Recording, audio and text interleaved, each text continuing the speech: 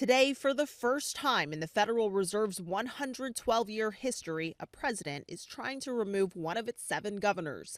In a letter posted on social media overnight, President Trump announced he's removing Lisa Cook from her position. Cook is the first black woman in history to serve on the Fed's Board of Governors and has held her position for 3 years. She's pushing back on the president's decision, writing, quote, "President Trump purported to fire me for cause when no cause exists under law, and he has no authority to do so. I will not resign."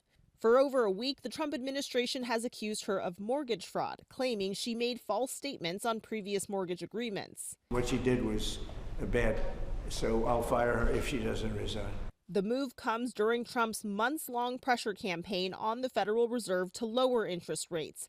While appointed by presidents, the Fed's governors are largely seen as independent economists. This is an attempt to turn these financial watchdogs, who are supposed to be independent, right into obedient lapdogs who will really do as they are told.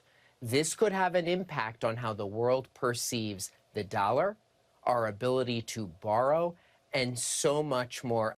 Experts warn that any uncertainty over the independence of the Federal Reserve could lead to less investment in the U.S., which could push up borrowing costs for consumers on mortgages, car loans, and other forms of credit. U.S. Senator Elizabeth Warren, who's a ranking member of the Senate Banking, Housing, and Urban Affairs Committee, is calling on the courts to intervene, blasting Trump's move as illegal and adding it is, quote, "the latest example of a desperate president searching for a scapegoat to cover for his own failure to lower costs for Americans.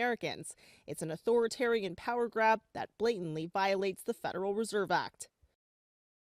The president's attempt to fire Cook will likely end up at the Supreme Court, which will decide whether she gets to keep her job as the litigation moves forward.